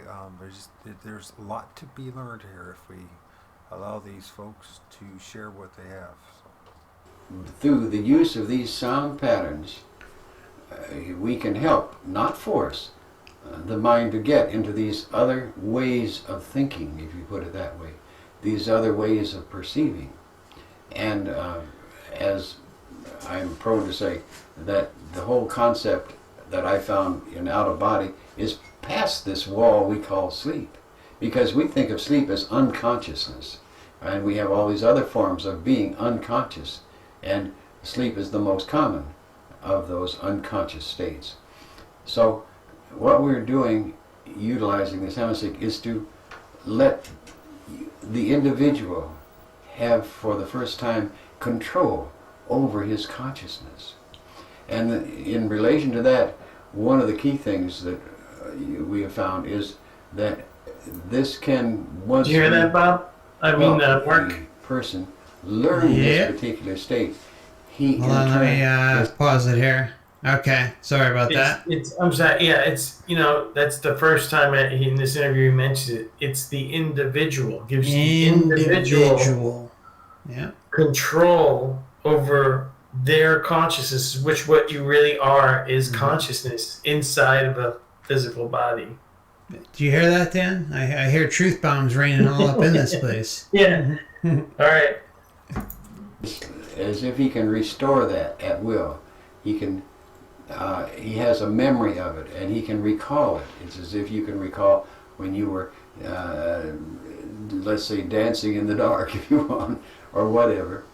He's Billy Idol. You can recall it, and there it is again. So if you have a given state created by hemisync, you remember the effect, and you can be that again. Very important. So if you take that perspective, you can see that there is no limit, and steadily all the time there are various uses found for this different pattern, and there are multiple patterns. We're so far beyond just one little signal doing something. In our latest approach to it, what we had as one signal is now 7 signals, and we may have as many as 5 of those one signals that were 7, so we now have something like 35 different hemisync signal patterns on one application or one use. So we've gotten very deep into it. But the whole point that's so significant to us is what has emerged out of all of this. What has come out is that, first of all, because bear in mind that we have long ago gone past, quite naturally, because I demanded it, I needed the answers. So we went past this thing, this unconsciousness called sleep, to find out what was happening later on, where we are not getting too much signals from the physical body. What's happening out there? And there was an important thing came out of it, and that is that consciousness is a continuum. It does not stop when we lose consciousness here. If we are not conscious here, we are conscious there, whatever there is. I don't pretend to say what that definition of there is, but we are there. So that means very simply, when you go to sleep here, you don't lose consciousness, you just shift along the spectrum of consciousness to another kind of wakefulness. I think that is so incredible right there, what he just said, because it's so true. I mean, it's you just shift to a different state. So kind of like what we were talking about earlier, you know, the whole supernatural thing or this, that. It's like we're condensed down to this very minimal perception of who and what we are and where we are. And here he is saying, like, you're just, you know, you're just switching over. And it's really to your true self, or at least part of your true self. So, Sure. yeah. Yeah, it's was it Rupert Sheldrake compared the human physical brain? He said it acts like a reducing valve to consciousness. This is way back when I was early on in my research, and I was like, well, you know, I don't know about anybody else, but I see that as a major problem. I don't want my consciousness reduced. I don't need a reducing valve. Why is it being reduced? Why is it being reduced? And so once you phase out of the body, he's talking about, you know, you were somewhere else. Monroe goes to extreme lengths, not to use words like spirit plane, astral plane, afterlife. He'll say it, but he has to say it in a non-religious, non-New Age way. He's trying to, you know, make sure he stays focused in as close to science, I guess, as he can. Yeah, like when I look at Monroe, I kind of look at someone like Dr. Ian Stevenson, who did the work at the University of Virginia Division of Perceptual Studies, did all the work on reincarnation, and he was, you know, ruthless with trying to get things as close to scientific as possible, almost to a fault, because there were even cases that he put out there that had, in my opinion, had clear evidence exceedingly, and he even took those cases by the wayside and said, well, you know, there is this, but, you know, because I mean, he admits that he was trying to get this information out into the mainstream and approved in the scientific community, and that's why he was so rigid with his research. And anyone who hasn't looked into it and needs kind of reassurance about reincarnation should definitely check him out. He's got incredible books, and there's a few lectures out there, and his work continues on. He's since passed, but you know, he was another one who just wanted to seek approval within the confines of the matrix control system that's out there. So, yep. All right. Yep. This is, and we in turn, with this consciousness, attempt to understand that phasing, that part of human consciousness at work there. And it's very difficult, so we try it and use dreams and all sorts of things to try and attempt to understand that consciousness, that being there, again, whatever there is. And out of that, saying that we don't know how far that spectrum of consciousness goes, that long band, it's endless, and we call that the interstate. In other words, here in the United States we have, they're not autobahns, they are freeways or interstate, which are these big highways that spread all over the country, and that's where you can go very fast and go great distances. So this is what we call consciousness, is traveling that spectrum of consciousness, is going interstate, which makes fun, of course. So I think if you begin to see that part of it, then an immediate basic came out of that whole thing there. And that is that, what are we doing? Well, you see, that's the important thing, is we let our left brain get into the act and say, what are we doing? We let our intellect, not just our imagination, but our intellect get in and say, what are we doing? Well, we finally got around to thinking we have a pretty good way of defining, of stating what we're doing. And that is that we as humans, and let's take the simple ratio of here we are now, and we are focused our attention in time-space. And we are very much, say, if you were watching this particular film, you would be focused, your attention here. And that is that type of phasing. We are in phase with time-space. Now, if you don't look away from the TV or something, We're in a phase of BS. That's what we're in a phase of. For the face. Yeah. Yeah, definitely, Mark. We're in a phase of BS, all right. The thing that he's getting to here, though, is that while you're focused here, you can't really see anything else. No. I think, you're. You have to really work for it. They Yeah, get glimpses. They just get little glimpses. He mentioned it You're before, blinded and by I the wanted to world. point out. He said he really had to know. Yes. Like, I love how you brought that up. Really wanted to know. Now, this is something that I always had. To me, look, there can be no other greater question. You're only here for a short time, right? It's very short. You have to take advantage of every moment as long as you can to figure this out. You only have a short time. Kind of reminds me of there was an original Star Trek episode called Arena, where Kirk was trapped in the famous episode where he's battling the Gorn, that reptilian thing. And those overlords or aliens that put him there, that almost seemed like they were divine or like gods. They said, everything you need to get out is here. Yeah. But you have to find it before you run out of time. Right? The thing is that, I know a lot of people that tell me. I'm going to stop there for a second. And of course, us Christians, we believe that answer is Jesus, and they don't.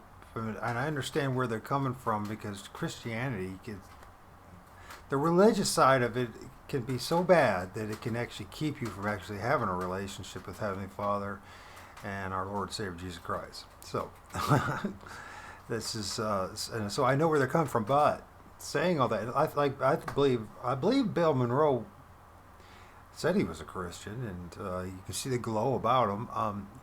And this has great relevance to us as Christians, and this is the afterlife, right, in the spiritual realm, and where we go after this life. And we do focus on this, and we do focus on a little bit on the supernatural, whether we accept it or not. We do,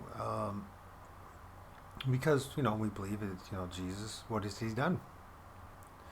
What has Heavenly Father done through Jesus? And have our faith in Heavenly Father and something greater and something bigger outside of this material world, right?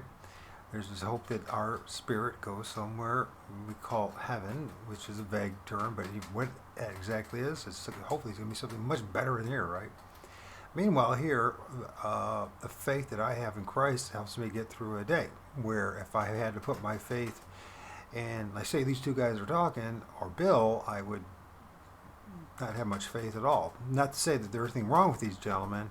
It could be the same thing if I had put my faith in my father or another human being or another concept or whatever. It's just what helps me get through a day is my faith in Christ.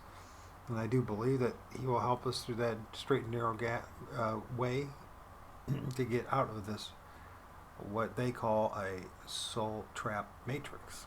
So, this world, a lot of time feels like hell. Me that they don't want to know. Same here. They Same don't here. want to. No, Which is, they're to not me, is comfortable mind-blowing. with it. Yeah. No. I think that yeah. I have absolutely no idea how to do that, Chris. But the link is, if you go to the YouTube channel, Forever Conscious Research channel, that's where you'll find it. And if you can stomach the Antichrist stuff, you can actually learn a whole bunch from these guys. I don't know. I'm afraid. How do I don't want to pop out of. I don't know how to do it. You'll have to show up sometime we're live together. Just if you just look it up on YouTube, Forever Conscious Research, you'll find it. That's pretty much that's it. So. Forever conscious research. I don't even know how to type something here. I don't know what to do. Heck, I just started doing this, as you know, so that's it. That's it, Heather. That's it right there. And then if you put channel behind that, then you'll definitely have it. So, but you should find just Forever Conscious Research. And you'll see that, his mug right here with his baseball hat and then his beard and glasses. And it's funny. You could tell that these guys. I know how this can happen. It does happen. You can tell that these guys they had their stint in their time in Christianity, and then they became very discouraged from the religious side of it, the controlling side of it, and lost faith in Christ.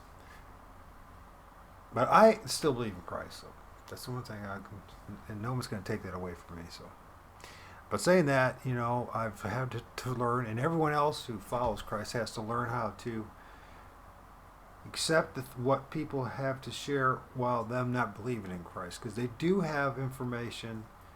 We can learn from all sorts of people, from all sorts of backgrounds, to help us in our journey, right? So, forever, whatever that was worth, probably nothing, but it's good to listen to Bill. Later, when he gets into the addiction part, I think that explains that.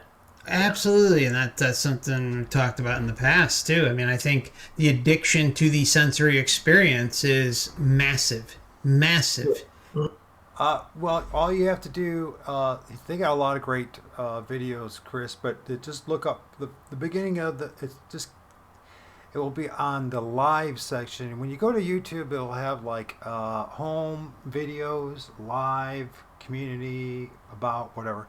If you go to live section, and I think it just happened just like a week or two ago, and it's just starts with Robert Monroe, Reincarnation, Outer Body Experience. But if you just look up the first part, Robert Monroe, the guy we're listening to, the old man, that would take care of it right there. So it's pretty easy to find.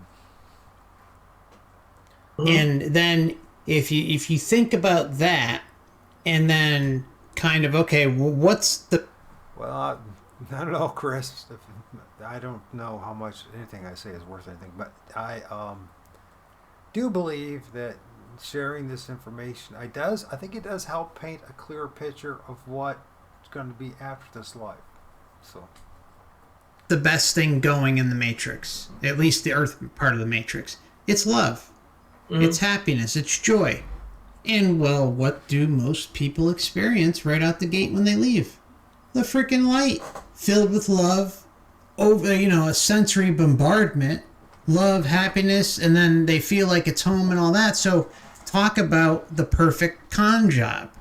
It's ushering people in to take advantage of the addiction to the sensory experience, and it's providing it. How many times have we heard of NDEs? It's the most love they've ever felt, more than like a mother will say than the birth of their own child. On and on. And you take any love that you've had here on Earth, multiply it by 1,000, 10,000, a million, it doesn't matter. It cannot compare to what's here.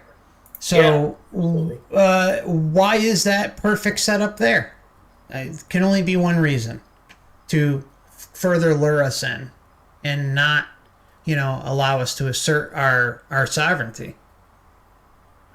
Yeah, absolutely. And so while we're here, I don't know. To me, it's the most important question: what happens after? So important. What do I do after? If we figure out there's an afterlife, what's it really about, and what do I do?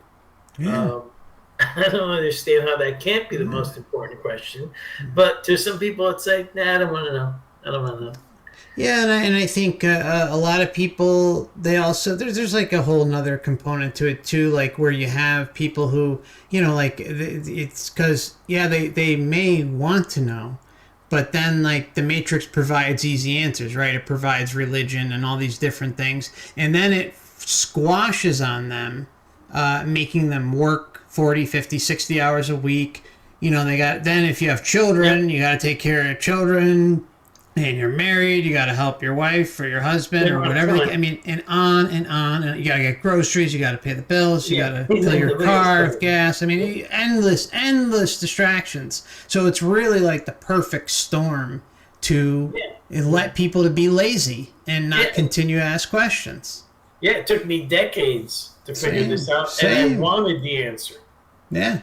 I wanted the information. Exactly. And it still took me decades, and I had to wrestle with cognitive dissonance, indoctrination, brainwashing, programming from, all kinds of sources. And it still took decades. Wanting the answer. Struggling, working to get it.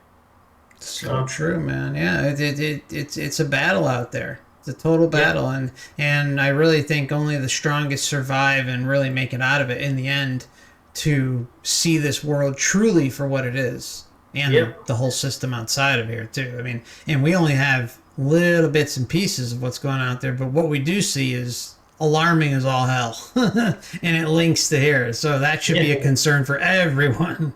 Yeah, who wants to get a job in the afterlife? Get some people who get jobs in the afterlife. Christ. You want to work at diner on the astral plane? Yeah. What'll it be, sweetie?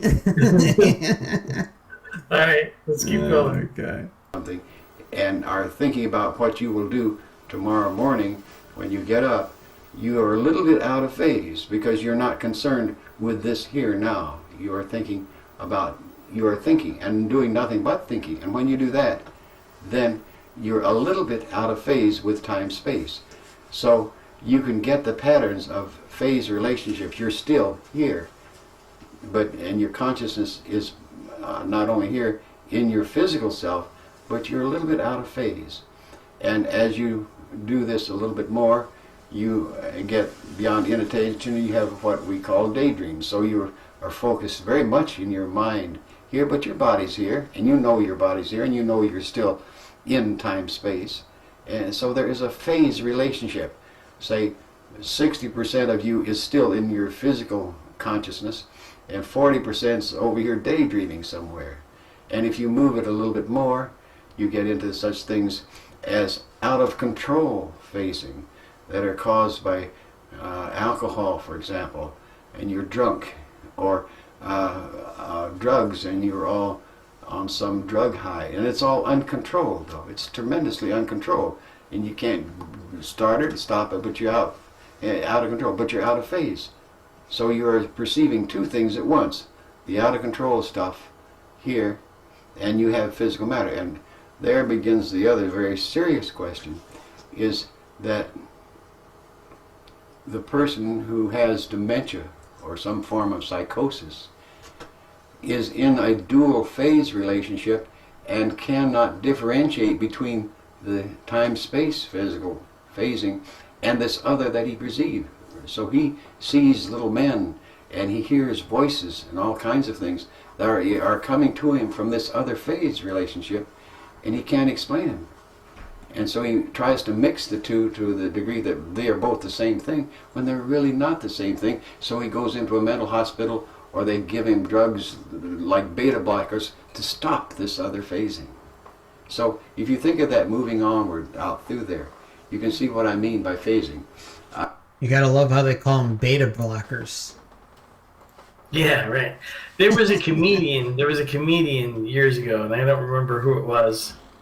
It may have been George Carlin or somebody. He was asking the question in one of his skits. He said, "What if, you're walking down a city street and you see some person who looks crazy. They're talking to themselves. Of course, back then there were no earbuds, so sometimes you see somebody, they're not talking to themselves anymore. They're on the phone with somebody. But back then, if you saw somebody talking to themselves, you knew."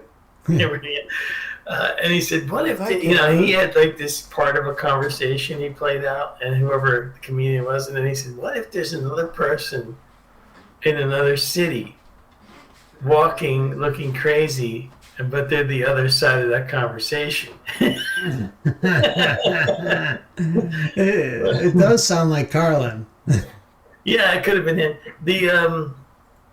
The thing is, I've always thought, if somebody's hearing something, you know, if they have a mental thing, maybe it's actually coming from somewhere. Maybe they're actually tuned into some other dimension and they're hearing it.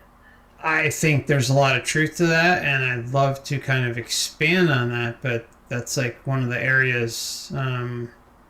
Let's just say, like, have you seen any of the work from Jerry Marzinski? Oh, About he's I know a the guy. name. Yeah.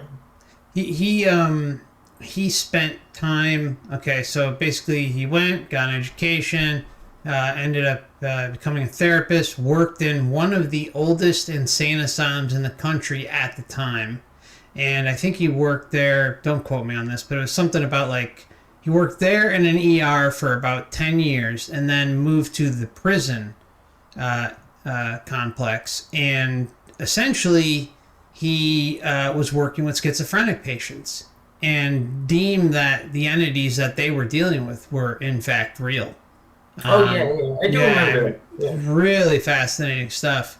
And there's others out there too. I mean, there's a whole network of therapists and doctors that talk about this stuff. So you know, it's like we're kind of like walking on eggshells with this one here. But Right. you know, there's I think the website is hearingvoices.org or something like that. And there's a lot of information there. So if there's anyone out there that may be going through that, feel free to check it out. And then the Marzinski interviews, I did have to remove them from here, but they are available on Odyssey and I believe Rumble. But I know on Odyssey they're easy to find. Actually, no, I think they're only available on Odyssey now that I think about it because I sync the channel there. But anyways, there's a few interviews there with him, and we go over that. And there's just incredible stories. I'll leave you with one before we continue, Dan. But there's a fascinating case of a guy who was down on his luck, addicted to, I think it was meth or something like that, and all of a sudden the voices said, "Hey, go up." It was like somewhere in Los Angeles or something. Go up this hill, hike up this hill, and you're going to be rewarded. So what does he do? He goes up the hill, finds an entire field of weed, and ends up picking it all, selling it, living like a rock star for months. Of course, he blows through all the money and shit hits the fan and his life's a mess again. But Yeah. it's incredible. I mean, why would that happen? Why would they literally told him where to go? Go down here, go up the hill, bag it all, take it, sell it. You live high life for a while, and then, hell start all over again. I mean, it's Sure. it's I one example. we have amnesia, so we're kind of like. So I want to stop this for a little bit. Jerry Mazinski is another Christian who's done a lot of this. This is the psychotherapist that I'm talking about, who's worked with people who are schizophrenic, and how he's, believe it or not, whether people like it or not, used Christ, our Lord and Savior Jesus Christ, to help them to actually be delivered, basically. But in a more, I guess, scientific way, using a more subtle way of doing it instead of beating them over the head with scriptures and all that kind of stuff. And so there's something that's great to value. Now, these guys don't believe in Jesus, okay. And I know a lot of people will be offended by it and won't listen to somebody who doesn't believe in Jesus. But I think it's a big mistake to, because there's a lot of nuggets of truth in places where to go to learn more about the other side and spiritual warfare and the spirit realm. And there's a lot of people who have done, to the best of their ability, applying the scientific method to prove it. And so I think it's valuable for anybody who wants to know the truth, regardless if you believe in Jesus or not. And so I know that a lot of people will be offended by this, and you got to read the Bible all the time and argue about it. But we don't have to do that. We can learn from other people. And, Jerry Mazinski is a fascinating character. And if you go to my YouTube channel, the last video that I did, it's him interviewing another guy from Australia who was, seriously a drug addict, really into ayahuasca and what happened to him. And it's very bizarre, and it's something to really think about, And, I think a lot of these things, what happens is a lot of us are so turned off by religion and turned off by, what do I want to say this? The name Jesus, right? Because we associate it all with religion. And so they don't want to, and this is what you'll see this guy, they're trying to help him. You'll see what actually happens to him when he fights it. There's like these entities inside him that don't want him to accept Jesus. You're going to try, go all the way. Otherwise, don't even start. If you're going to try, go all the way. This could mean losing girlfriends, wives, relatives, jobs, and maybe your mind.